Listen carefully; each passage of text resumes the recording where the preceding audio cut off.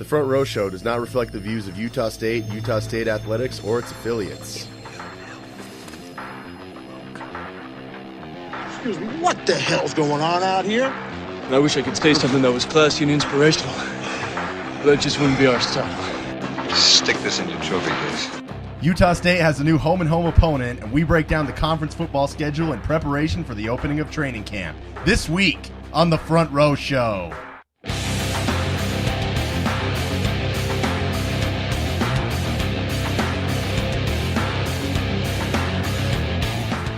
What's up, everybody? Welcome to another episode of The Front Row Show.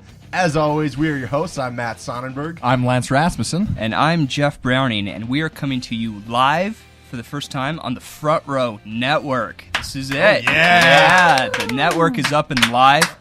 Really, it's a shout-out to all the fans out there, all you front rowers.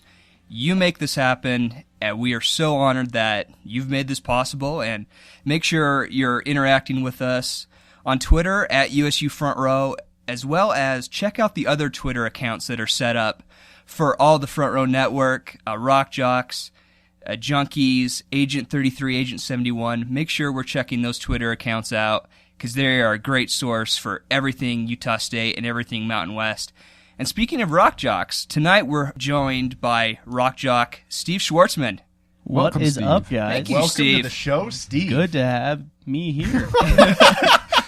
Yes, it is. I am not taking that back. Glad Glad to be here. He is going to help us break down Utah State's conference schedule. But we wanted to start off the show by talking about KSL, guys, and their coverage of Utah State. They did a terrific 30-minute college football preview. And this is the type of media attention that really Utah State hasn't really gotten before. And it was fantastic to see them put on the show about Utah State, and they gave the Aggies high praise. And we got to give the shout out for what Absolutely. they did. I mean, for one, they put in the time. They delivered on a fantastic half hour of Aggie coverage. I mean, watching those highlights that they had on there, it gave me so much nostalgia of how much I loved watching that defense last season.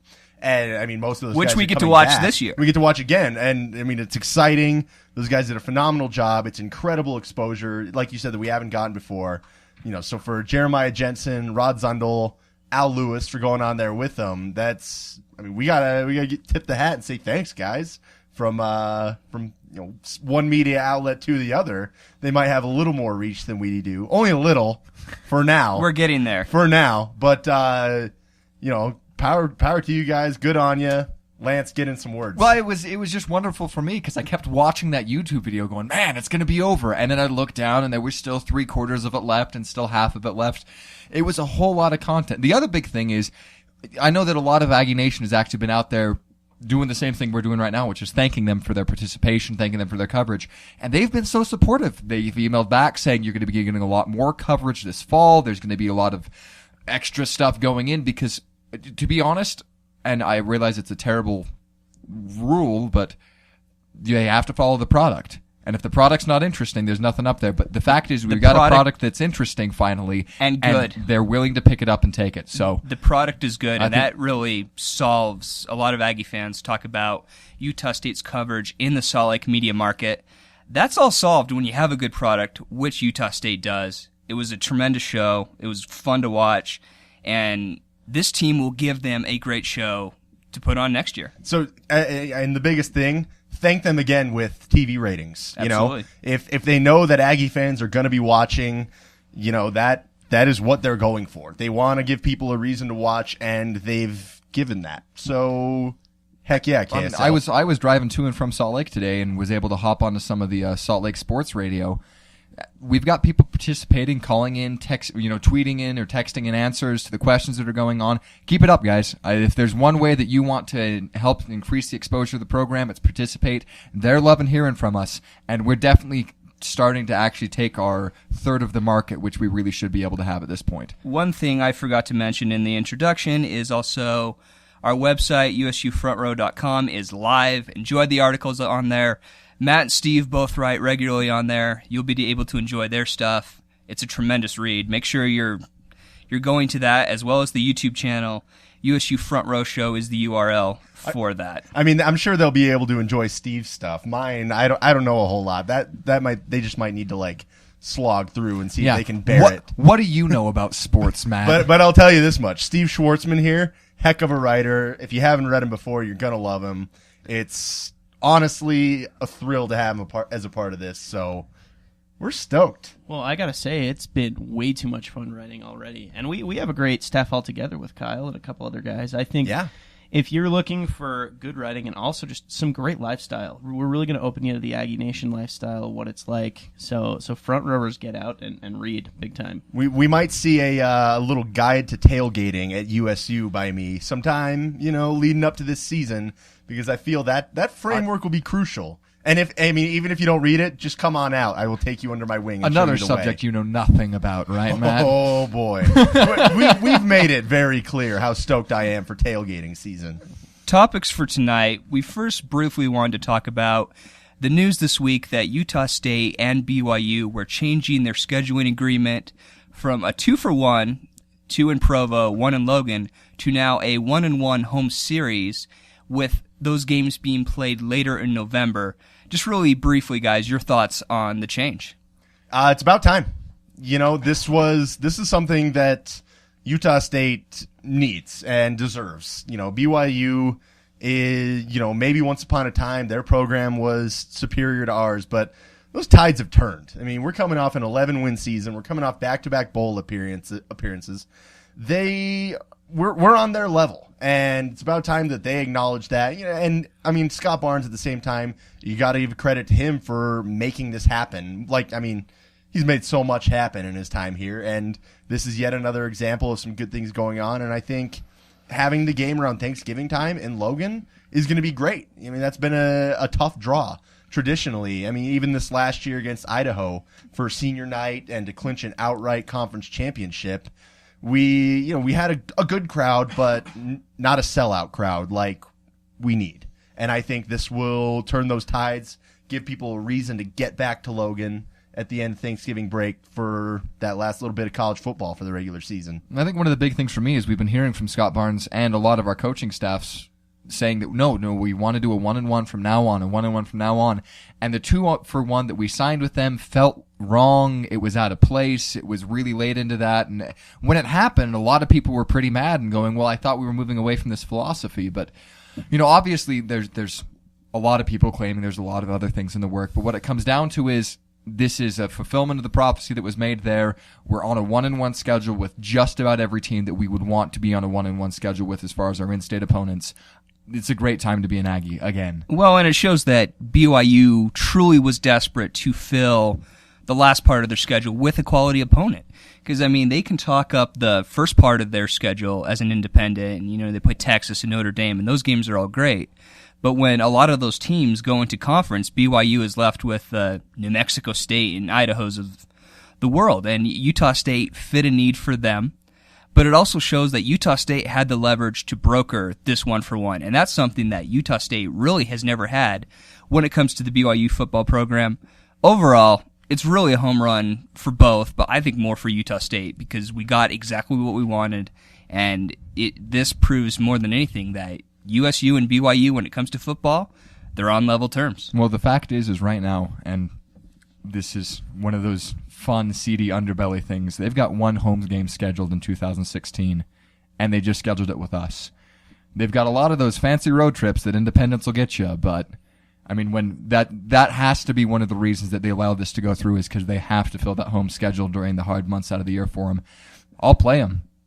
I'd take the victories too. In other words, they need us more than we need them, and we're at that level now. Yep. Maybe in a few years when they're really desperate, we can start holding them to the 2-for-1s. Come to Romney twice. And if I could just say, I feel like a 1-on-1 is always a win for college football in general, and I feel like this is a huge win. Regardless of what either fan base wants to say, this officially cements this as a get ready for the buzzword, a rivalry. Oh, no. And yeah, that's what this is officially now. No one can say no, and there's nothing better than a good college rivalry. To have that idea of having a tough game and looking at your opponent after a loss and going, well, wait till you come to our house next year. We get those stories. We get that feel, and that's always great, not only for both organizations, but for college football in general. So, well great put. move. In my mind, the rivalry was that term was cemented as legitimate the moment BYU fans stormed Rushed the the field. field. Yep, They after rushed the beating field. Absolutely. They did it. That's It's at on that YouTube. Point, no question. That's when it became officially your argument. Yep. A lot of them still want to argue that, and that's BYU fans being BYU fans. They'll do that, but now It now is on there's there. no denying They what it did is. it. And They did it. anyone from the outside looking in would look at it and say, yeah, that is a solid, as cleanly as you can define it, a rivalry. It was that or someone really wanted to touch Riley Nelson's hair, and I just don't understand that argument, so sorry. Gross. The main topic we wanted to cover tonight on the Front Row Show was Utah State's in-conference schedule. Last week we talked about the out-of-conference schedule. We had some pretty bold predictions about what this team was going to do. You both thought 3-1. I went all the way and went 4-0 for the Grand Slam, which is really possible. But the thing I love about this team is that it really is about the conference championship. They made that a priority last year. They went through undefeated in the WAC. This is a different animal coming into the Mountain West Conference. So it's time to break it down. It's why we brought Steve in. He's our resident Mountain West expert with Rock Jocks. September 7th, Utah State travels to the Air Force Academy for the first ever meeting, I believe, between the two schools. Guys, the Air Force Academy is always a tough place to play. They run that triple option that is famous, and it's a service academy. And you know one thing you'll get with a service academy? They are disciplined. No question. The biggest thing that jumps out to me about this game initially is Air Force is going to run the ball. That's what they do. That's what they do best. They do it as well as anyone in the country. What Utah State has going for them, though, is that I think our run defense this year is going to be literally among, if not the best in the country. With our linebacking core, some run-stuffing safeties like we have in Brian Sweet and Mo Alexander, and our defensive line up there doing what they do. I think that's going to be kind of which of those comes out on top is going to be the story of this game, and I really like our chances. It's a good note about the linebackers, and I think one thing that you'll note with this game over any of the others is usually our linebackers are noted for their power, and this is a game where they're really going to have to highlight their speed. Air Force is known for running a triple option, and what you need to do is really get a chance to force those running backs to the sideline, and I think our linebackers have an opportunity with that. One other note that I'm hearing a lot, which is really interesting, is, Utah State has to play a high-altitude game, which is kind of funny for the Mountain West Conference. But my huge argument with that is that I feel like we are going to get a good fine-tuning warm-up with our previous game against Utah. I feel like we come in focused with this. The last big thing that I can give you on this is that you're coming into an Air Force team that posted, if I'm correct, the worst pass defense in the nation last year. So we'll have to see how they improve on that. Of course, Matt pointed out their consistency in the running game, so we'll have to see how that goes. But all things point to the speed of our defense should be able to overwhelm. As a quick comment as far as high altitude goes, you can always throw it back to saying that the original Mile High City is Manaway, Utah, because it's just as high as Denver. Oh, I want to know how bad the cops are. Yeah, I know. But the thing is with Air Force is they always seem to perform significantly better at the start of the season than towards the end. For some reason, historically, they've petered off. And I remember a couple years ago when we had some guy as our offensive coordinator who's now coaching at some Colorado school. People were comparing all the time going, well, we have all these incredible running backs. Why don't we run more yards? And you look at Air Force's number from that specific season. They were the number one run offense in the nation, and they won something like 4 games. The fact is, if you can shut down that run offense, and honestly, their defense is something that I think we're going to be able to find a lot of holes in. That's really where everything's going to be able to come into pieces for us. You know, the other day I was talking with Preston, our co-host on Rock Jocks, and we were talking about how there are 5 teams you just can't sleep on. As a matter of fact, we call them our 5-hour energy teams. We were talking about them, and this is definitely one of them. You can't sleep on Air Force.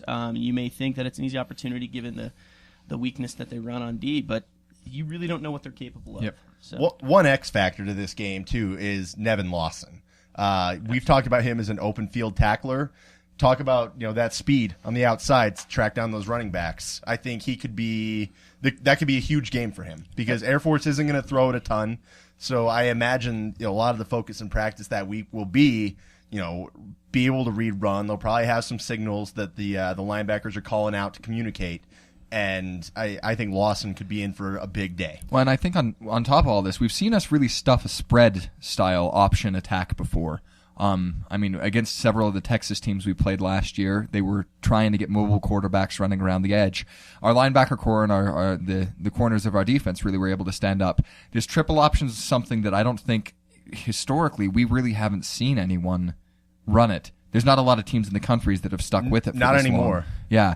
So it's going to be something new, but I think that the speed on the edge and off our linebacker core will be that X factor. Well, and let's also keep in mind, Matt Wells is familiar with the Mountain West Conference. He's been here. He's played against these teams. So he's had to prep against this, decently recently as far as, being familiar with it, recognizing what Air Force does. Granted, he's, game planning to attack them offensively, but I imagine there's plenty getting discussed in those coaches' meetings that crosses over.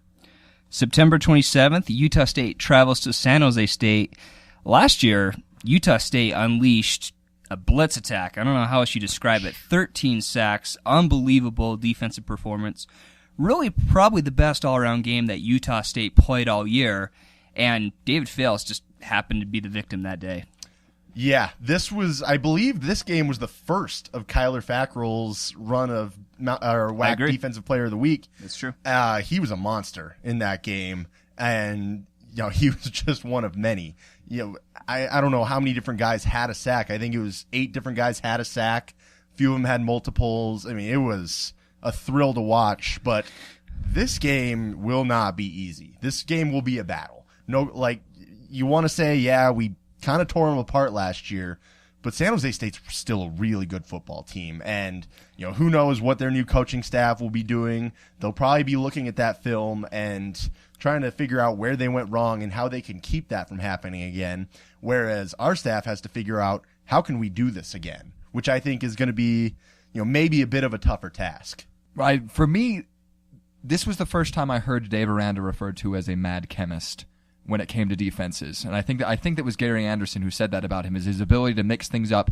And even in the commentary for the game, you can hear them talking about, we haven't seen this kind of blitz package come out of Utah State. And the reason why is we knew that their quarterback was going to be able to do something against us. Mm-hmm. The fact is, he did. I mean, he put up some monster numbers against us last season. That we kept him out of the end zone, which is the inevitable goal. If you can do that, you're going to win your games. But we know he's a threat. He's got some receivers who are going to be able to make things move. This is really going to be another one of those huge tests of the secondary for us. I think this is our first really big one of the season. I mean, USC is going to be one. Utah will be one to a degree, but we don't know who's really... This is our first prime quarterback that we're going up David against. David Fales will be the best quarterback we've faced at this point by far. I mean, I would dare say he's probably the best pure passer in the Mountain West. I mean, the guy's got a phenomenal arm, and he's got weapons on the outside. And that's the scary thing, especially when you're losing an NFL corner in Will Davis. There's questions on whether you'll be able to cover a Noel Grigsby. But don't forget, guys, I mean, they lost a big piece of their offense and tight end Ryan Otten. He was critical to opening the middle of the field for them, and they lose that. So who they get to replace him at tight end will be key. And my other question for San Jose State is replacing Travis Johnson, their all-WAC performer from last year. I mean, he was a beast, and he's gone. And so who steps up on their defense to replace him is going to be an interesting thing to see. Well, on top of that, they lose 2 offensive linemen to graduation, and so you got to think an already least resolved offensive line. How are they going to do? My one big word of caution in terms of David Fales is we can wave the number 13 as far as sacks in their face, but the number we tend to quickly forget as Aggie fans is 467. Yeah, that's the amount of yards Fales was able to throw amid 13 sacks. You've got to be impressed with that ability. You can't sleep on that ability. We definitely aren't going to sleep on this game, but. I'm going to be very bold in saying that this game will be, by the end of the year, the Mountain West Conference game of the year. Ooh. I see a Brett Favre, Steve Young-esque gunslinger game between David Fales and Chucky Keaton. I see 2 guys stepping up, making gigantic names for themselves, because I see these as 2 young quarterbacks who can push each other. and can make big names for themselves. We talk a lot about San Jose's offense, and it's deserved. I mean, they put up some serious yards against us. They beat Louisiana Tech last year as well. A lot of people forget that. To me, the key in this game lies in Utah State's offense and Utah State's ability to put points up on the board. Can they do that? A lot of people think San Jose's defense is awfully good.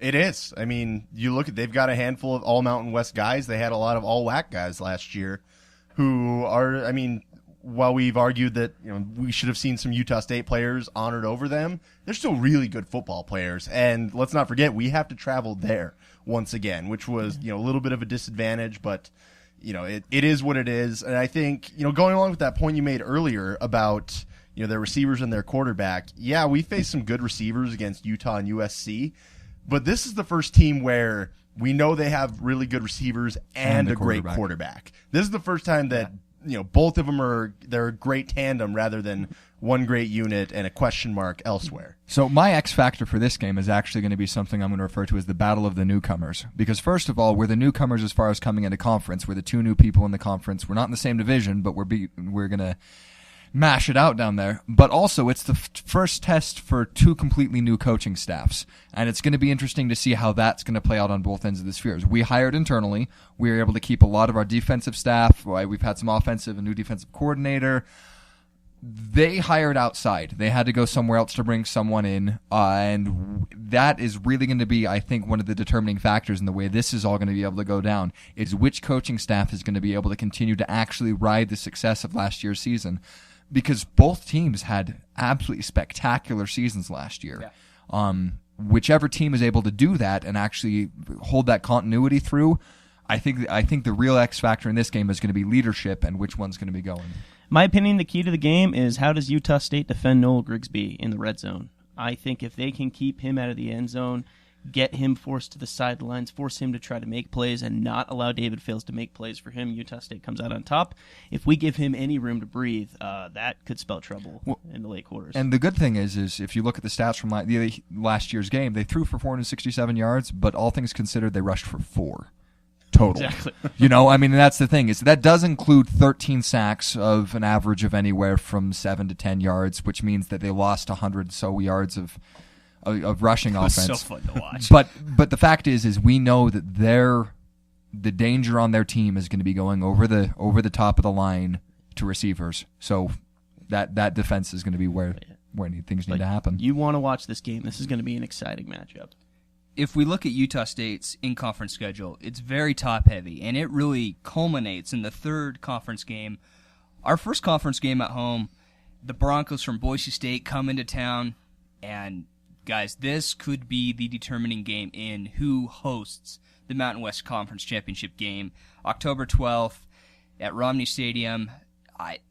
This is huge. No other way to describe it. Of the preseason picks in the Mountain Division, this is 1 versus 2. You know, and we only had the one first place vote compared to Boise State's 40. Everything. But we get this at home. It feels like that was the Mountain West way of saying, you know, this is what you get for thinking of leaving us. Here, deal with your toughest game on the road in Logan. This one, I mean, talk about balanced teams with good offenses, tough defenses. You know, this is, in a way, I mean, it's an old WAC matchup, so it's not like we're unfamiliar with them, but this feels like, you know, this is like the old little engine that could versus the shiny newer model in Utah State coming into the party and saying, you know what, we're storming onto this national scene and we're ready to make a name for ourselves. And once we knock you off, then everyone knows we're here. I would definitely agree with that, but I think one thing to note is we're going to talk a lot about offenses, and I have lots of things I'd like to say about Joe Southwick that I'm sure other people want to comment on.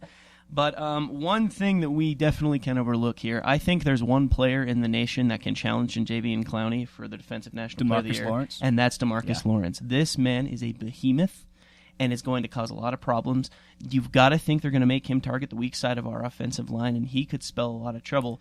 That being said, we have weapons to get past Lawrence, but that's going to tell most of the story, in my opinion. This is where it's nice having 5 returning starters on the offensive line. Absolutely. I mean, this is prime for that. The thing about Boise State, everyone knows the Statue of Liberty play and the cute offense that propelled them to the national scene. But the reason Boise State has stayed a top 20 program and has become a national brand is because their defense has been so solid. And their head coach is a phenomenal defensive mind in Chris Peterson.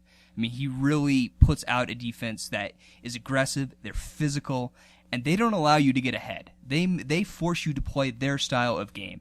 And Joe Southwick, I mean, he's not a spectacular quarterback, and I think this is the first time in decades that Utah State has gone into the game with the better quarterback. Chucky Keaton is a better quarterback than Joe Southwick, but Joe Southwick will not allow Utah State, or he will not beat himself. He's very smart with the ball. He won't turn it over.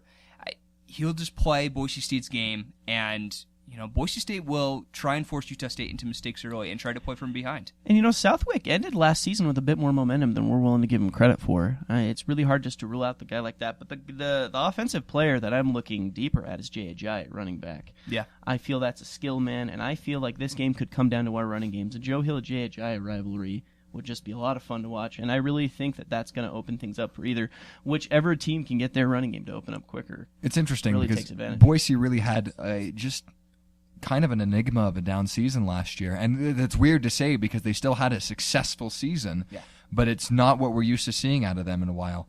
And it kind of goes into my one of my personal favorite stat sites out there is the Massey Ratings site. They actually do a college football and basketball compilation of a bunch of other things, but they run a preseason predictor based on some of last year's stats, who's coming back and whatnot. And the weird thing for me with this game is they give us a 52% chance of beating BYU at home, but we've got a 64% chance of beating Boise. I don't know what's being looked at necessarily to be able to find those, find the stats and really get that compiled, but at least some people out there are looking at this being a competitive game, and I think that's one of the big things that we can take into it, because honestly, a lot of the nation, a lot of Boise fans, and a lot of other fans in the state are looking at this going, there's no chance they have to beat it. It's Boise State, obviously, they're the powerhouse out of the Mountain West, and there's no one will ever compete with them for that title. Not true anymore. I think this is another game that, honestly, it's difficult to go in and predict for sure a win, but we're going to be competitive. I think our players match up really well against what they're going to be bringing to the table. We have to give, obviously, we're going to have some worries defensively, but as it's come to be called in my mind, the Latulele treatment, where you just run desperately away from their star defensive player. And that's true. I mean, we did play star last year, and so we know what it's like to go against a top defensive player. What are your keys to this game from a Utah State, and what does Utah State need to do in order to ensure victory? In my opinion, they've got to keep that middle open. I think they've got to get some good options with their tight ends, and a lot of that's going to come through the running game. But my prediction is the player of this game, if Utah State wins, is going to be Kevin Wimpy. Because in my opinion, that's the guy that they're going to try and target, and he is a lot more of a skilled offensive lineman than they're giving him credit for. And I feel like he's someone that can possibly slow down, at least, Lawrence enough to help Chucky gain some momentum in the passing game. I think a note on that, too, is if Kevin Wimpy has improved his lateral movement, which I would assume he's been working on that pretty extensively this offseason, he's a mammoth. He is a big, strong behemoth of an offensive lineman. Massive and if he individual. can move laterally better this season, we're going to go from what last year might have been a weak link, a guy that filled in for an injured Oscar Molina Sanchez, to a possible bright spot on this line. And on top of that, it's something we brought up against with the BYU preview last week, is we're going to need to see some blocking out of the backfield. We're going to have to buy Chucky Keaton time. We've noticed that he does well when he's scrambling, but if he's scrambling a whole game, things generally don't work so well for him. We've seen what happens when we've got Ziggy Ansah chasing him through the backfield. And that is, if we have one of their players who is consistently able to get through the line, we can't succeed as this team. So we need that offensive line to be able to hold through, and it's going to be able to open that middle up and keep them honest in that. The thing with Boise State is they are used to playing in a big game environment. And my call is this. I know we're all going to be psyched for the BYU game the previous week. We all hate BYU. This game, more than the BYU game, is when Aggie Nation needs to bring it. Because, unfortunately, Boise State travels well. There will be a large contingent of Bronco Blue and Orange in that stadium. There's a whole lot of pride on their side. They've really been able to come in and dominate Romney every time they've come here. They've been able to ship in and do it. They love that fact. Keep them out. We have to keep them out. This has to be a true home field advantage. It's the wideout game. It's the one game where the front row approves wearing white to the game.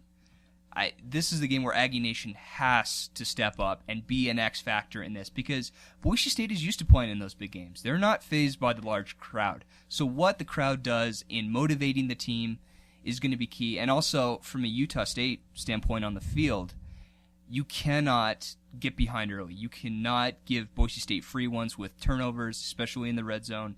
You have to limit those mistakes. And really, we will have to play our best game of the year, I believe, in order to walk out with a victory. But this team has shown that they are in every game. They are not intimidated by anyone, not by any logo, not by any coach. They will bring it, and this team is in prime position to capture the Mountain West Division if they can pull this off and beat Boise State. And I'm going to start saying this now, and I will say it from now till the Boise game. People need to show up regardless of what our record is in our out-of-conference and what's already happened in the season. If we come into the Boise State game at 0-6, there is still a chance for us to be bowl eligible and make things. We're going to beat Weber State. I'm sorry, we're 1-5. But the fact is even if we lose every single one of our out-of-conference games, we beat Air Force, we beat San Jose State, there is still the Mountain West Conference Championship on the line. Yep. This game is going to be huge, and I don't care if we've lost to Utah, lost to BYU, lost to USC, and people want to go, it's the same old football program again. It's not. I'll say it now, till the day we play Boise. People need to show up for this game regardless, because the players on this year's team deserve that. Yeah, they earned it last year. Yeah, and I think I've made a lot of comparisons to this Utah State team with the 80s Miami teams who came from a program that in the late 70s was pretty abysmal. They formed some swagger, they got some good coaching, and they've become one of the most notable programs ever. The U. If you think about it. Hate to break it to you, Utah fans. The U is not the University of Utah. They got a documentary about it. I mean, if you think about it.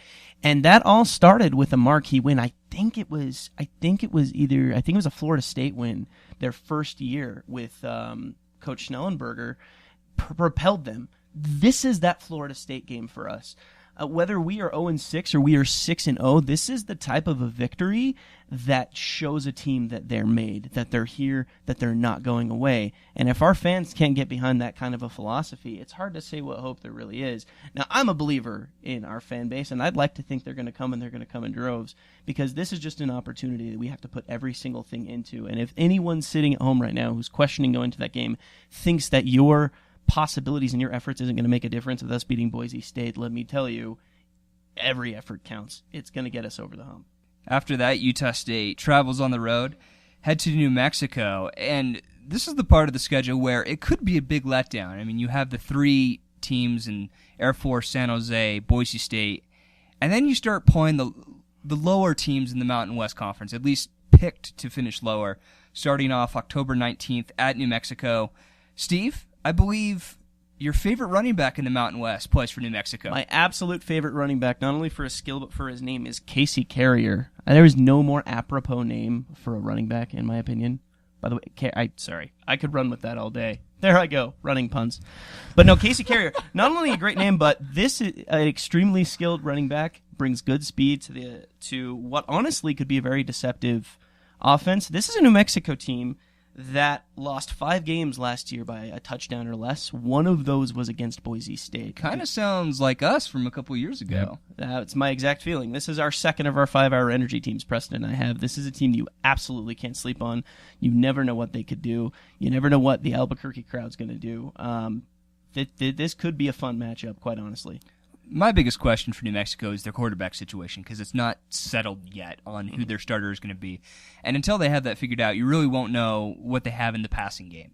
And so, I mean, Utah State's defense has proven there isn't a running back in the country that is going to run over our defense. It does not happen. Utah State, like Matt said, this is a top 10 defense, potentially one of the best run defenses in the country. And I'm sorry, Casey Carrier, is a good running back, and you have to respect him. But, Utah State has the defense to be able to shut him down. And if New Mexico can't find a target through the air, I don't know how they're going to be able to move the ball. Kind of my feeling on the game. November 2nd, Utah State returns home to Romney Stadium to host Hawaii. And I'm a little confused. Are they the Warriors? Are they the Rainbow Warriors? They are the Rainbow Warriors. Once again, right? The Rainbow's coming back. The Rainbow is back. They change their name every year, it seems. Norm Chow is in his second year as Hawaii head coach. This is still not the Hawaii team of 5 years ago. Hawaii in Logan in November. You got to think Utah State is favored heavily in this one. I like this one for the Aggies, mainly because, Hawaii, they've been down, like you said. They're long ways from where they were a few years ago. And, it seems like maybe we're seeing now why Norm Chow never took a head coaching job all these years. He's a fantastic coordinator. Phenomenal coordinator. A brilliant offensive mind that did great things at a lot of different places. And you would think after all that success would have been a logical choice for head coach. But all these people had to have seen something to think he's a coordinator, not a head coach. And Hawaii gave him that shot. Whether or not, maybe he didn't even have those career aspirations for a lot of that time. But he's the head coach there now, and it seems like their offense is meh and their defense is terrible. Speaking of Norm Chow and offense, just quick trivia. You guys get one guess. Where Hawaii ranked in offense last year? 117th. Close. Well, possibly, depending on how many teams you know. Now that I have a hint based on Jeff's guess, I'm going to guess 119? Pretty close. Dead last. Dead last. But in the spirit of Happy Gilmore, they are the only team to take off a skate and try to stab him. They were worse than New Mexico State? I'm sure. Oh, Preston that's and I bad. looked it up. That is awful. Yep. So Preston and I looked up. So you've got to think, dead last in production last year. It's hard to tell what improvements they're going to make from that. Now, this is a team that can move the ball, but their problem is they can't get the ball in the end zone. Sean Schroeder, I believe is his name, their quarterback last year, threw for 1,900 yards. That's admirable. 11 touchdowns, 12 interceptions. This is a team that can't seem to hold on to the ball. I say that guarding that was last year, but it's hard to say that they've made enough improvements to even crack. And Hawaii has two transfer quarterbacks from my two favorite teams. Don't forget Jeremy Higgins, who played here at Utah State, is now with Hawaii. And you gotta love a former Aggie coming back to Logan with Hawaii, and then also Taylor Graham transferred there from Ohio State. And I don't think either of those two will really do much. I think one of the interesting things for the game is this is going to be our secondary's really chance to put up some numbers. Yes. As opposed to just playing defense and trying to get stops, I think this is when you start seeing Glover Wright and Lawson getting some picks. You'll see people forcing fumbles. It's going to be an interesting game defensively. I think this is one where we actually get to see some prowess shine. Quick fact check on the NCAA's website. Hawaii did rank in total offense in yards last season 118. Only Illinois and Maryland were worse than them. All right, so I was a little bold. Sorry, Hawaii fans. Yeah, so deadline, you were off by 2, but still, point being, that offense, I just don't see taking enough strides to come to Logan and put up points against this Utah State defense. To me, they are victims of their own success with the Sugar Bowl, because as soon as they went to the Sugar Bowl, all the big programs started going to Hawaii and rating the top players, and their lack of skill position players just shows that. It's unbelievable. Well, it's just a rough spot to be in. You're recruiting to an island. You got to travel everywhere. It's a tough thing. And I don't necessarily blame the program for this. You live in Hawaii. Do you really want to go through 2-a-days? Like, really? Would you want to do that, or would you rather go down to the beach where there's some good eye candy?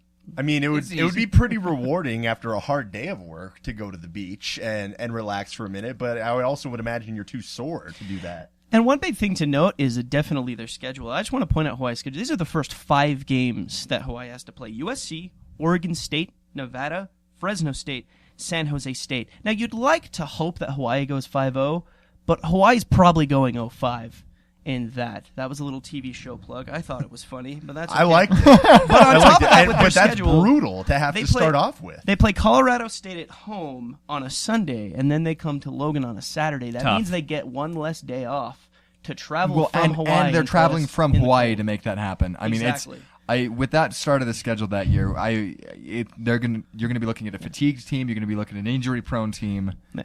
So, but if I could say, as a Rock Jock host and a Mountain West homer, I want Hawaii to be good so bad. I think football is so fun when a Hawaii team is good, and I have so much hope for them. It just doesn't look like they have the time to turn around by this game. November 9th, Utah State travels down to Vegas, baby. They play at UNLV. This is a game last year with a wide-out. Utah State's defense just poached UNLV and just dominated the game. Do we see a repeat this year? This is a game that jumps out to me as one of these 5-hour energy kind of games. Are we sitting number 3?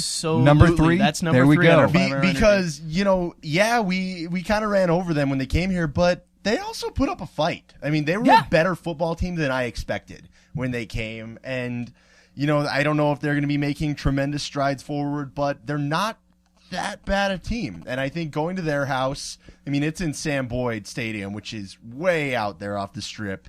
It's a hike to get there. It's not the greatest place to be or play, but you just never know. And this could be a team that maybe they have some momentum, maybe they've got something to play for, maybe they have some pride to want to beat us after last year's beatdown. But this is a game that I think the team really needs to keep their focus on. The fact is we've watched UNLV for years just be a perennial bottom dweller in everything as far as the football program has gone. The difference in my mind is you finally got a coaching staff down there who is willing and able to stand up and say, we're not going to put up with it anymore. And the moment that clarified that for me was watching their coach repeatedly call timeouts at the end of the game. And I realized we all got pissed off about it. It was 100% for sure they're going to lose. We've got the ball on offense. He kept stopping the clock. And yeah, it's something that a lot of us will get annoyed by, but the fact is I don't know if there's a coach who's been at UNLV in years who would actually have the gusto to be able to go, you know what? No. I'm calling these because I expect my defense to still stand up and make a play. And that kind of accountability is something they haven't had down there for a while. They've had the money, they've had the fame, they've got a town that I suppose would be willing to support and athletes would want to attend, but they haven't done it. I think the coaching difference is starting to make a rollover at that program. And we of all people know how big of a difference a coaching staff can make to a team. I look at UNLV. They have a good 1-2 punch at running back. The question is, their secondary is awfully weak, and when you give a quarterback like Chucky Keaton a weak secondary, he's going to perform surgery on him. He's going to tear him apart. To me, it comes down to if they can magnify their strengths and mitigate their weaknesses, and that's hard to say that they can. You look at Nick Sherry, their quarterback last year, 2,500 yards. That's impressive. 16 touchdowns, 17 interceptions. You can say with the Rebels, where yardage is their rebel yell, turnovers is a lot in ways their death call. And I think the other side on that is when you look at their defense, they're not an unimpressive defense, but the issue there is intelligence on D. The play against us last year that is notable is the Chuck Jacobs touchdown, where they went for the strip. Where that could have been a very easy play where they just try to disrupt rhythm, and what could have just been a 15-yard reception turned into a huge touchdown and a big momentum swing for the opposing team. Lots of examples throughout last season where they could have made a smart play just to slow things down, disrupt some rhythm, and they couldn't do it. With Hawaii and their defense, their offense, we brought up with Hawaii earlier.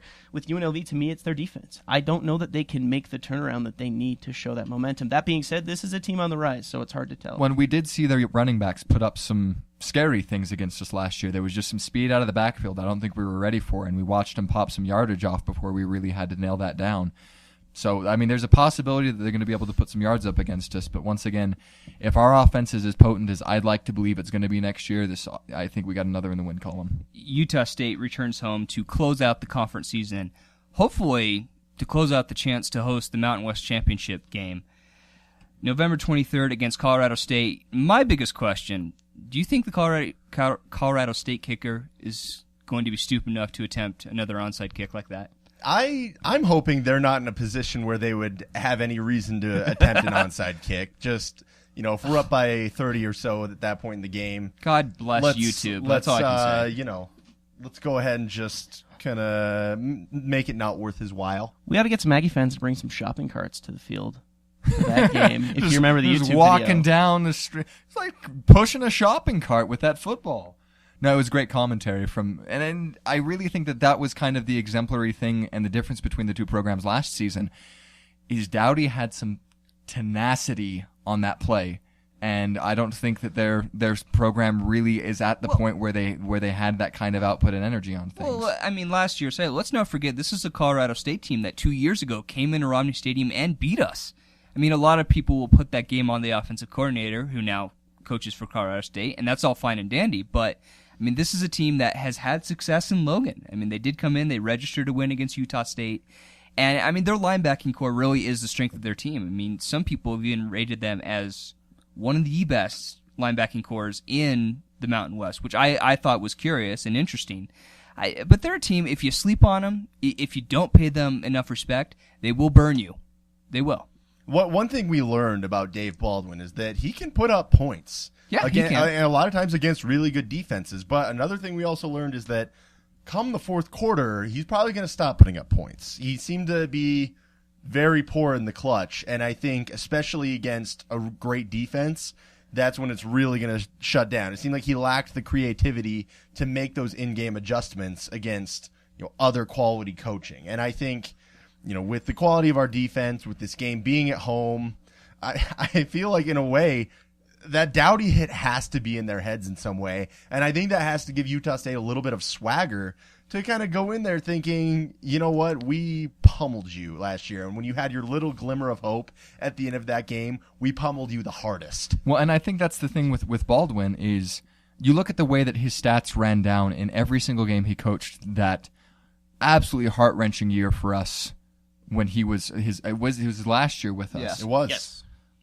Is you watched slowly. He'd take some risks in the passing game through the first two quarters. The third quarter he'd slow down, and then you were watching your running backs run draws up the middle for 2 or 3 yards at a time, and you're running 3 and outs by the fourth quarter. Once again, the strength of Baldwin's mental state as far as his offense goes against what I think is going to be our greatest strength as a defense, which is going to be stymieing that run attack.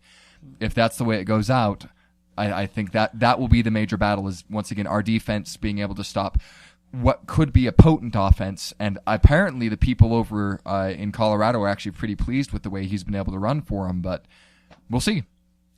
I feel like the two things that could possibly give Colorado State any hope in this matchup is going to be their ability to get takeaways on defense, and honestly, their confidence. I really think that they feel like Utah State will be a winnable game because they beat us 2 years ago. They didn't necessarily have our number, but they were very competitive last year. And if you look at their schedule this year, they start off against Colorado, a Pac-12 school, and that's a decently winnable game for them. I think that's something. Colorado's awful. Yeah, they can put up a really good fight there. I think their second game against Tulsa is winnable. Now their fourth game is probably not necessarily winnable. It's against Alabama, but if they can put up enough of a fight to build any sense of confidence. You don't think they got a good chance in that one? I think you can't rule anything out, but of the things in life you might be able to rule out. I don't know if the Detroit Lions high. have a shot against Alabama at this point in time. But there's potential to at least build some confidence to see them step up against a big guy. And if you look at that, they're just a couple weeks down the road to face some formidable opponents. I'm not saying that they can beat every team in this conference, but I'm saying they're a team that builds themselves off of confidence. If you watch them in the past, when they play competitively, it sticks, and they have a chance to kind of stick in there and do better than they are. And that's why Colorado State is number 4 on our 5-hour energy teams, because they're a team you can't sleep on. That being said, I feel all of their strengths just match up way too well with our strengths, and I see us pretty much putting them to sleep. Kind of seems like a theme on a lot of this schedule. Is crazy. Which is encouraging, but also in the tougher games, that's where our strengths, might not be maximized. Which is what makes the schedule so interesting, I think. November 30th, Wyoming comes into town, the Cowboys, who, all joking aside, have the worst color scheme ever. I don't know how they ever decided on brown and yellow.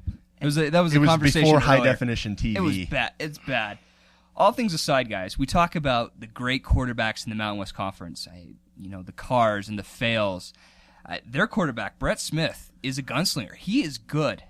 And he gives them potential, and he gives them power on offense. I will say it, outside of Utah State, I am on the Brett Smith bandwagon. I love this kid's ability. He put out some strong yardage. He did throw 6 picks last year, but he's someone that can move an offense. I'm a believer that Wyoming right now is Utah State 2 seasons ago. In fact, their record last year was 4-8. I honestly think that they're on the road to building some strong success out there in Laramie, and they're going to be a fun matchup for us in the future. Here's the problem with Wyoming. Their run defense is porous at best. They're bad.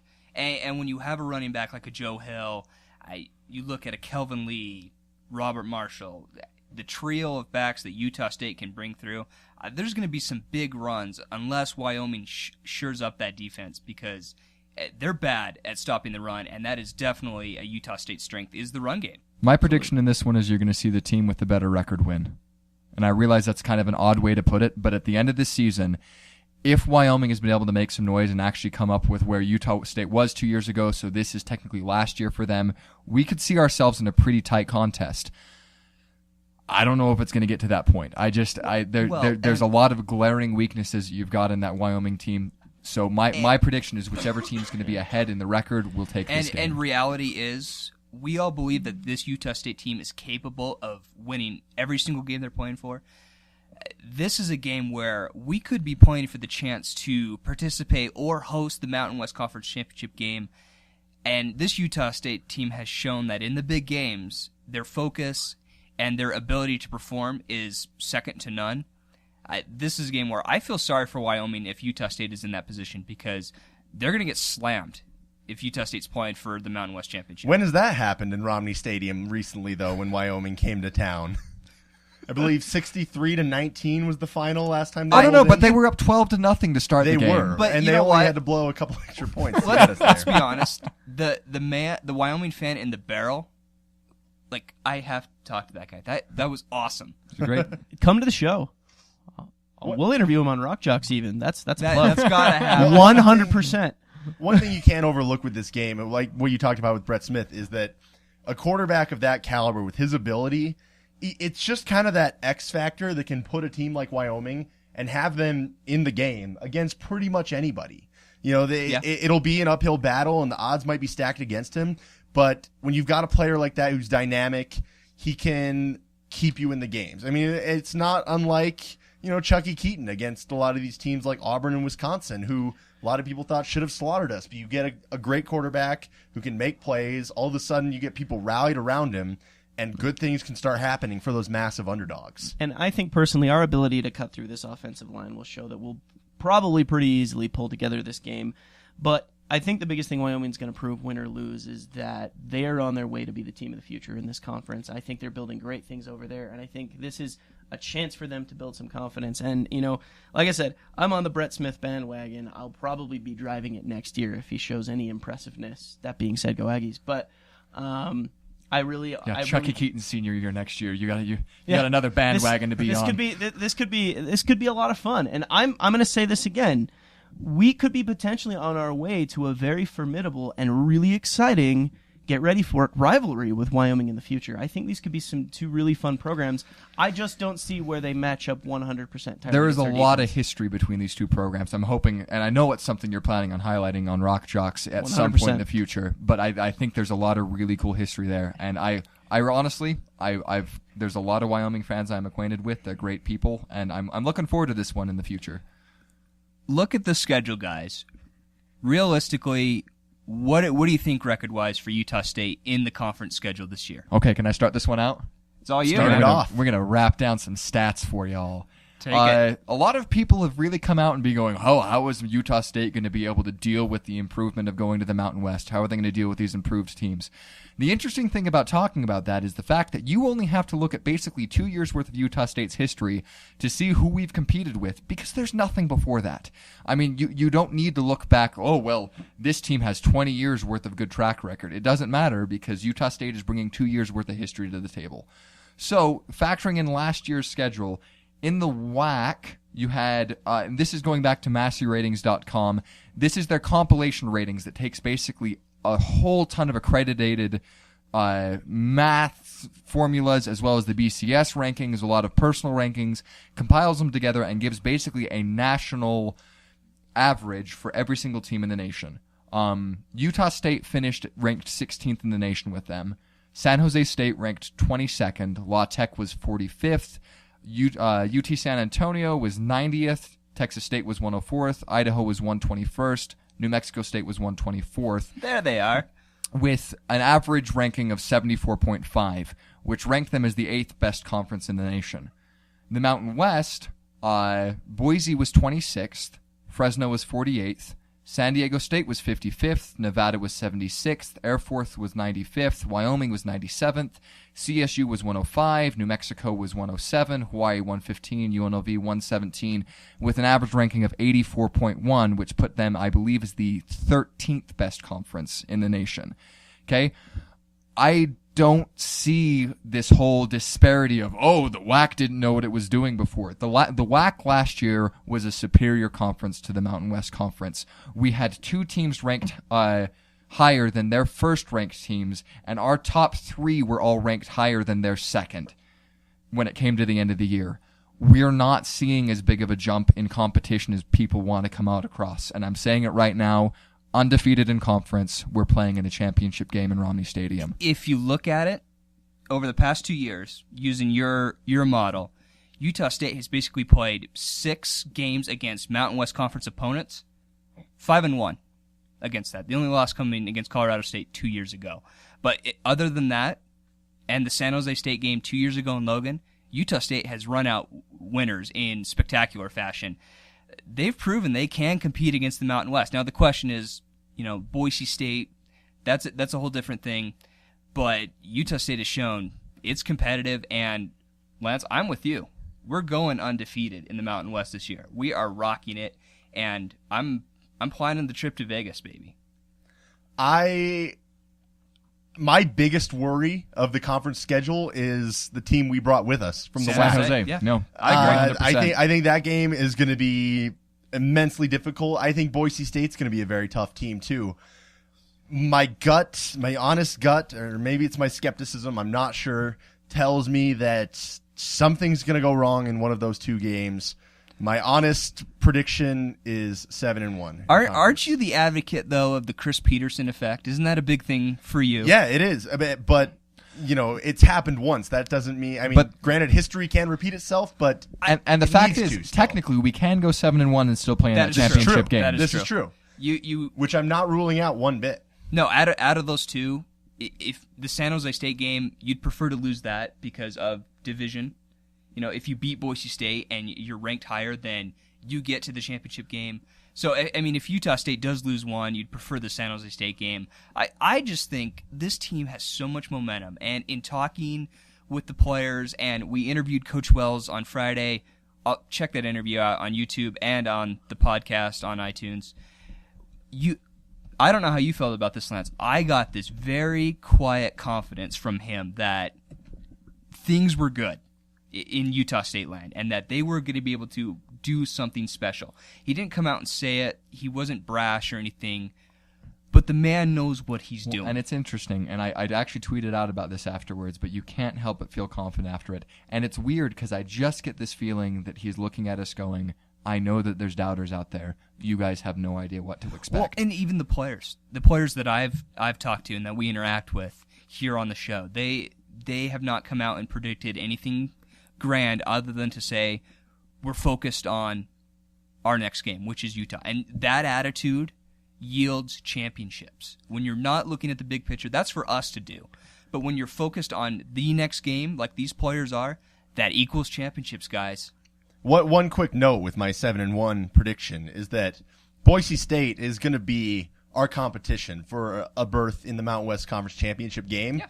They have to go on the road to Fresno State. They have to play at San Diego State. They have to play at Colorado State. Let's not discount that. It could be a tough game. They host Nevada, which I think Nevada's still a very good team, but I think Boise State will win. But they've got a tougher road to this whole thing. They've got it's a mad schedule, and it's another one that's set up that if they manage to run the table, they're going to be looking BCS berth. Yeah, out of this because.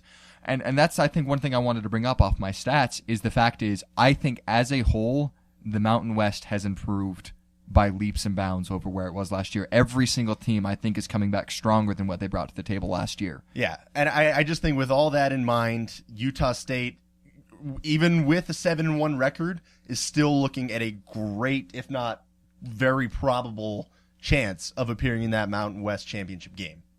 Well, my prediction for Utah State during this conference schedule, my prediction honestly is really bold. It's exciting. I think it matches up well against my prediction for the rest of the conference, and I'm happy to give it to you when you tune into Rock Jocks on the Front Row Network. Oh yeah. Check that out. Preston and I have talked about this endlessly, so you will hear all about it. So listen to our show. Awesome stuff. Well done, sir. And just when you thought Rock Jocks host Steve Schwartzman couldn't give you a fantastic transition to our next segment, it's the tweet sheet. Starting off with Brett Brinkerhoff, he tweets in, why is DJ Tialavea such an underrated tight end, or such an underrated receiver at the tight end position? I think the biggest thing is, we haven't had a chance to see him as the go-to receiving tight end just yet. Well, we've had weapons there. I mean, Taron Lloyd as well as Bartlett have been there and have been known for their receiving abilities, but I think I've been very clear in letting people know that I firmly believe he's going to be a staple of our offense this year. To be a good receiver, you need opportunities to receive. Exactly. Yeah. And let's talk about the opportunities he's had to receive.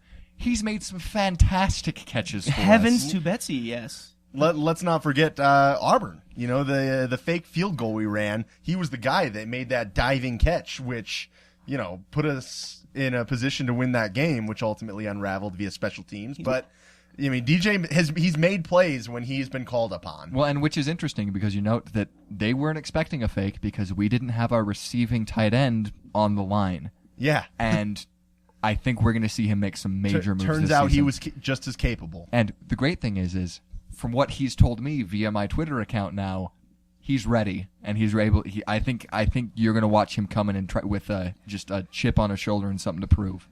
Brett follows up. He says, what should we do to get Romney full for every game in November? We were criticized a little bit last year for empty seats. Put on your marketing cap, guys. What do you got? Tailgate with me. Do it. You will want to be there all the time. Do it. It's the best way to stay warm in November. I think, honestly, it's a matter of personal commitment. You say, I will be there, and I will bring the friends I know will go with me, and you show up. There's really not much more to say. That I can get a whole lot of hoopla about marketing strategy and really try to get everything going, but it's a personal commitment saying, I will be there. My butt's going to be in a seat. Come hell or high water, no matter the record, no matter the weather, I'm going to go watch my team. Don't be lazy and wait for some marketing person to tell you when the games are. Get on the website, find the schedule, make the commitment.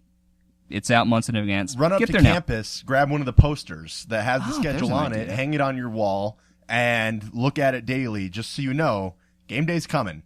And look at the time that it says kickoff is, and be at the stadium 5 or 6 hours before that to meet me for tailgating.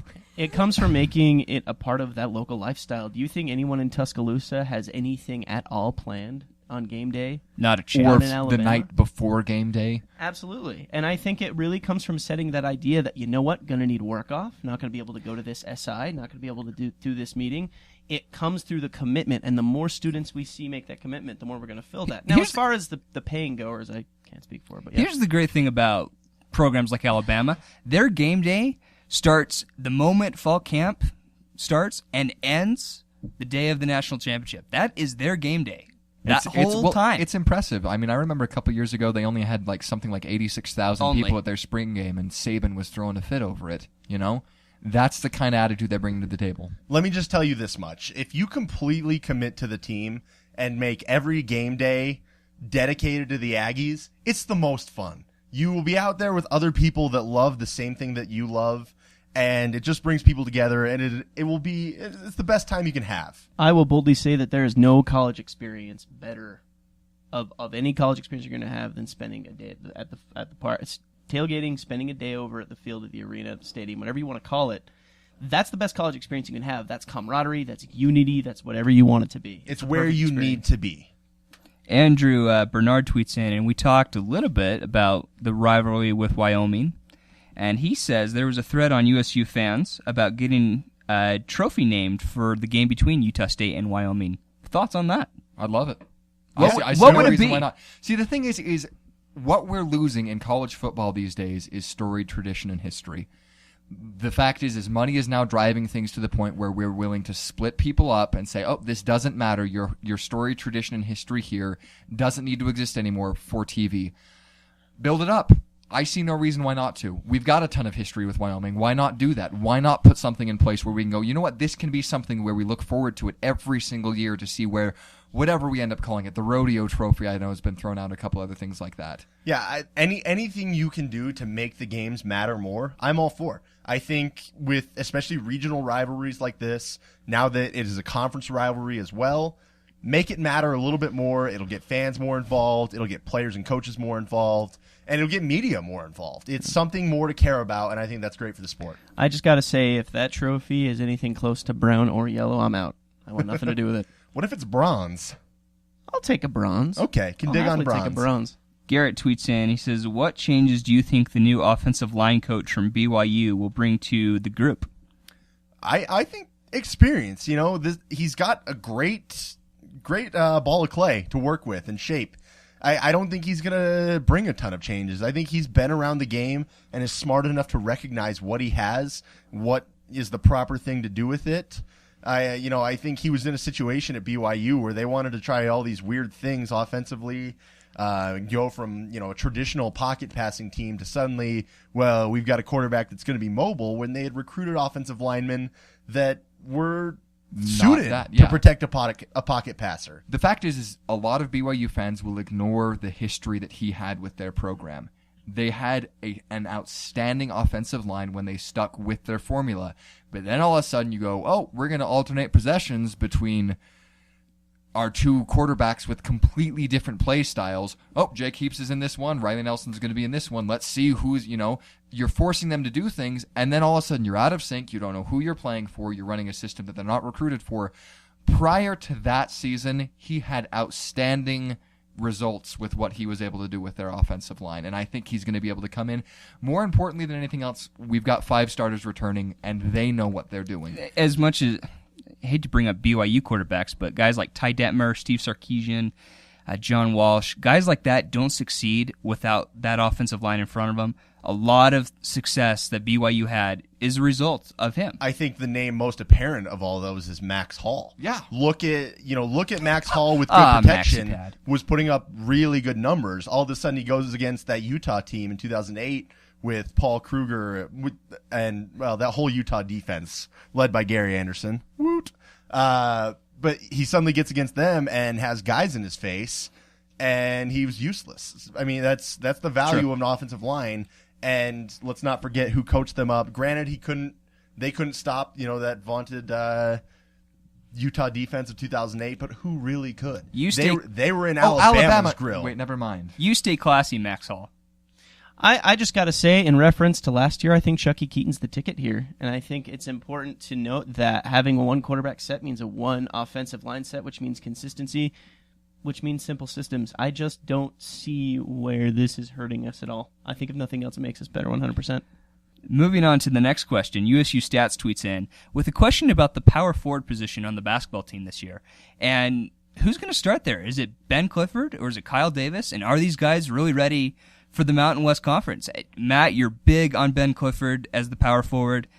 Go for it. I am big on Ben Clifford. Let's also not forget Sean Harris, though, who, by all accounts, we think is going to be healthy and ready this year, finally. We've seen video of him finally on the court. We have. It's on Instagram. But Ben Clifford, a lot of people seem to be writing him off for some reason, and I just don't get it. I get that he's a little bit skinny. He might not look to be the most physical, but, man, he makes up for so much with that hustle. And look what he did down the stretch last season. He had his 2 highest scoring games of his career in the last 2 games of last season. A few numbers that I crunched a while back. After the injuries set in and Ben Clifford was thrust into the starting lineup, his per-game averages from that point onwards, 8.9 points per game, 5.6 rebounds per game, 1.5 assists, 1.2 blocks per game. That's over 15 games. That's pretty solid for a sophomore. Those numbers are not far off from what another recent power forward did as a freshman. And granted, I don't think Ben Clifford's going to go and be Ty Wesley the next 2 years, but Ty Wesley's numbers as a freshman were pretty comparable to those. And I think Ben Clifford still brings a lot to the table with what he can do, a little bit down low. He's obviously still a work in progress there, but he can stretch the floor and do a lot of things offensively that people don't give him credit for, and he's got the heart of a lion. And on top of that, I think a lot of people forget where Brady Jardine was when he was forced into our lineup his freshman year because of injuries. Ben Clifford was not supposed to be starting last year. It wasn't in the plan because we had a god in Keyshawn Reed. Unfortunately, that didn't pan out, and he got put into a situation where he wasn't ready. But a couple quick things about Ben Clifford I'm excited about is he's got an outside shot that we haven't seen at a 4 position in a while. He went on a streak of making 3-pointers for a while that is going to force people to spread the court that I think is going to keep them honest on defense. And on top of that, he's an 85% free throw shooter. And the way that he throws his body around on the court, we're going to watch him rack up fouls, and he's going to be able to make people pay at the line. I really think I am wholeheartedly on the Ben Clifford wagon as much as anyone can be at this point, because I just think given the chance to prove himself, he's going to be able to say all those, he's not a Mountain West caliber player. He's going to be able to make him eat some crow later. Well, a quick note on the free throws, too. I remember writing a post game about the Weber State game this last year. Ben Clifford was the player of the game. He only scored like 9 points, but almost all of them came on free throws, and he was the only guy hitting them consistently that night. Everyone else on the team was struggling. Clifford was knocking him down, and having that caliber of a free throw shooter in a big man, even if he's more of a finesse big man, still brings value. And don't forget, guys, when you have someone like a Preston Medellin who would be back healthy this year, that's going to open up the court big time for someone like Ben Clifford down low, because people aren't going to be able to collapse on him because they're going to have to respect the shot. Yeah. And the number one thing that Ben Clifford gained down the stretch last year was leadership. His demeanor changed. His poise changed. The way he dealt with the players changed. I'm talking leadership. I'm talking poise. I'm talking a pair of dreamy eyes. I'm on the Ben Clifford bandwagon. Save me a seat. Sean tweets in. He says, we all know about Utah, USC, BYU, Boise State. Those are the for sure tough games that we all are so excited about. What is the most overlooked tough game or surprise game that could get Utah State this year? Does San Jose State count? Yeah, that's my first instinct, but I just going to assume Sean forgot to mention them because he's smart enough to know that. I'm going to say UNLV. I think that is a sneaky one. All right, I personally think I'm going to go against that Air Force, just from looking where they are early in the season, and the fact is we're playing a scheme we're going to be completely unfamiliar with. They're so good, and they really can put up some pretty terrifying numbers on offense. I don't think you can question me on this, and I'm going to get a lot of flack for this, but for me, it's honestly Wyoming. It's hard to tell by the end of the season what Brett Smith is going to be able to do. If he continues the momentum, has some sense of heroism, it's hard to say we can just put him to bed easily. Not to mention, throughout the year, there's always guys that could step up. They could have a handful of guys. Yeah, every team has them throughout the year. You have those guys that you didn't expect to be studs that come in and supersede expectations. And if Wyoming has more than you'd expect out of that, they could see some good things happen. And Heron, their wide receiver, can also make a lot of noise at wideout. Yep. That's another thing to speak to. Johnny tweets in. He says, what are the players' thoughts on the new strength and conditioning center and on Coach Schultz's new diet plan for the team? I had the chance to work the ladies' clinic last night, and in talking with the coaches and the players there, it's not about the weights or the equipment. It's the fact that those players know that facility was built because of the guys who played here before. And what motivates them to work harder is the fact that, those guys paid their dues, the Bobby Wagners, the Robert Turbin. This facility is kind of an homage to that, and they know they have a lot to live up, and that's really their motivation behind it. It's not really the equipment. It's the history of what that building represents.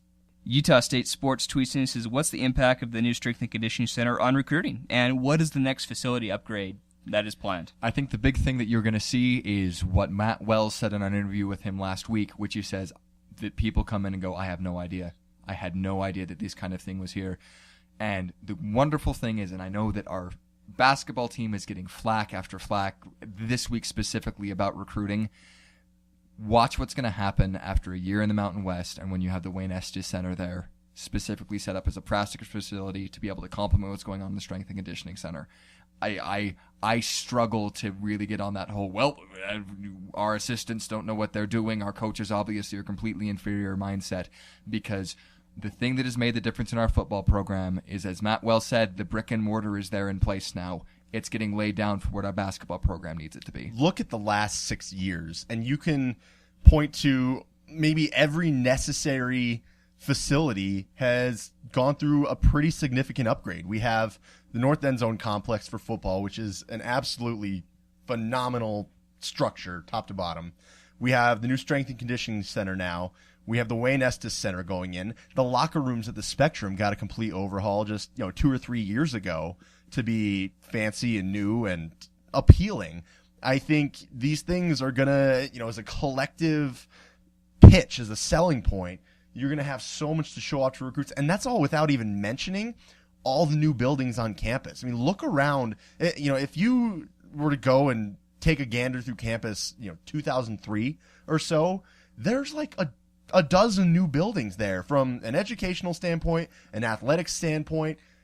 Utah State is pretty flashy and new looking these days, and it's going to appeal sooner or later, and I think sooner is going to be when it's going to happen. Give it a couple years. My theater program's going to be through the roof. We're going to watch people in the theater program on that sports field. It's going to be great.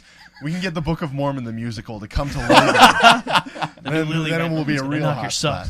This last tweet, we have to do this. Josh McDonald, our former co-host, that we missed. Shout out to Josh down in sunny Arizona. He tweets in, he asks about which of the last 5 games could be the trap game that Utah State needs to avoid.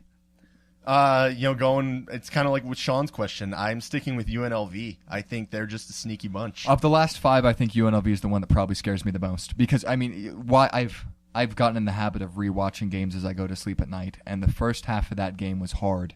I mean, we had a friend, Steve and I actually were at that game together, and we had a friend who just literally, he was already standing, but he left in the middle of the third quarter going, I can't be here anymore because of a lot of the problems. I mean, there was a lot of, personal foul calls that I don't know what that was going on, but it was a game until about 3/4 the way through. Well, you're coming off what could be an easy win against New Mexico, what's probably most definitely going to be an easy win about Hawaii, and there's the chance that Utah State gets in their minds, all right, straighten up, sail easy, time to end this season and go to a conference title game.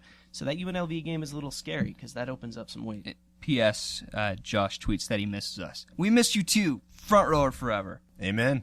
As always, thanks to everyone for your tweets. You can always hit us at USU Front Row on Twitter. We like to get all of them on the air, and we love you guys participating. Moving forward now in the show, we're going to get a little somber because this last week there was a tragedy that occurred that involved a few members of the college football community. So in place of a rant this week, we're going to have a tribute to a few of these players, courtesy of Lance Rasmussen. On December 4th of last year, Aggie Nation went through one of the most heart-wrenching moments that I think I will ever experience. When Danny Berger had a heart failure in the middle of a court and basically died in his teammate's arms and had to be resuscitated on the court in order to be able to come back. That night was probably one of the hardest nights I have ever had as a sports fan. And the outreach from the national community at that point was incredible.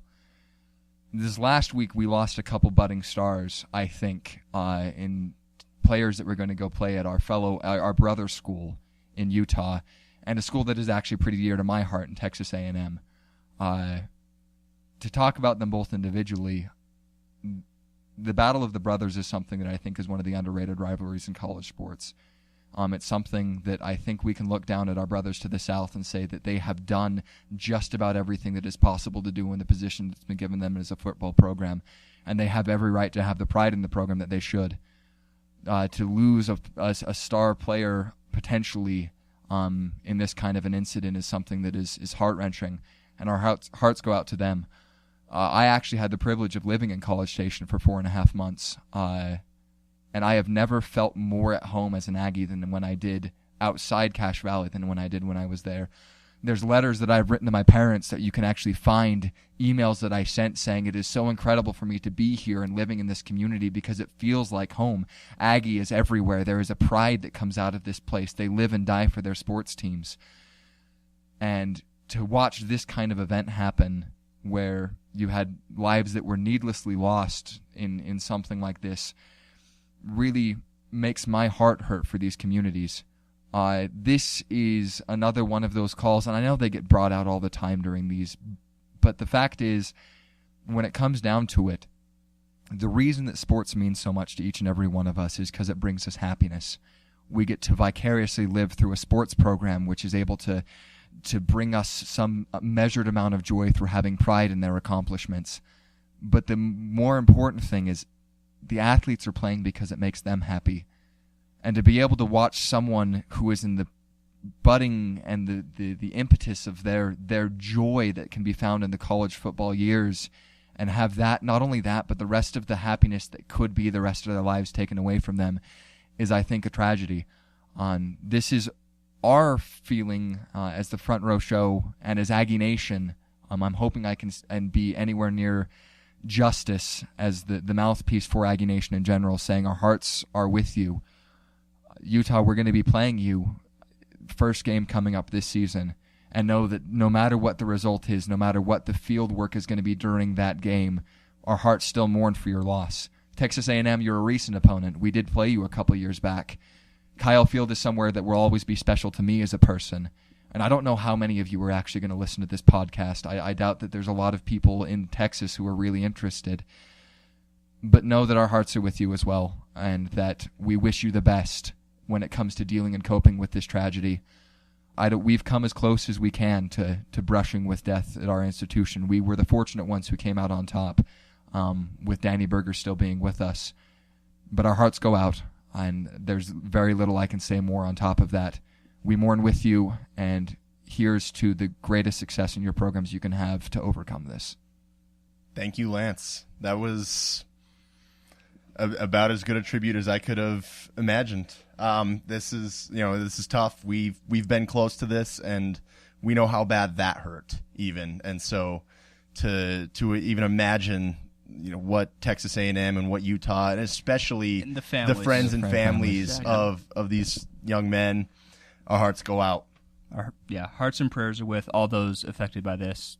In this instance, we may all play for different teams, but we're all the same in moments like this. Thank you for listening to this episode of The Front Row Show on the Front Row Network. It went a little long tonight, but there was a lot to talk about. As always, make sure you interact with us on Twitter at USU Front Row. Check out the Facebook page at USU Front Row as well. Check out all the other podcasts. They're going to be coming up. Rock Jocks, Junkies, Agent 33, Agent 71. They got you guys covered on all different aspects with Utah State. USUfrontrow.com is live. Check that out for great articles and insights, and the YouTube channel as well. It's a great source for Aggie videos. Steve, thanks for being with us tonight. Thanks for being here, Steve. Anytime. It was a Thank pleasure. you for joining and us and breaking down the Mountain West. You all need to go figure out what his prediction is for the season. Listen into their podcast. Listen to Rock Jocks. Listen to Rock Jocks coming this fall. Actually, next week. Coming next week. Next week. Next week's their Oh, preview boy. episode. For the Front Row Show, I'm Jeff Browning. I'm Lance Rasmussen. And I'm Matt Sonnenberg. Go Aggies.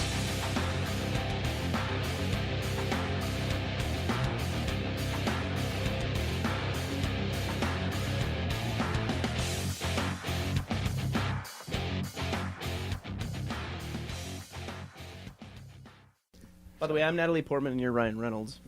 Can I be Natalie Portman, please? Yeah, actually. If we're going to kiss in the rain, absolutely. Hey, Aggie fans, thanks again for listening to this episode of The Front Row Show. Be sure to download all our archived episodes on iTunes, follow us on Twitter at USU Front Row, like our page on Facebook at facebook.com/USU Front Row, and subscribe to us on our new YouTube channel at youtube.com/USU Front Row.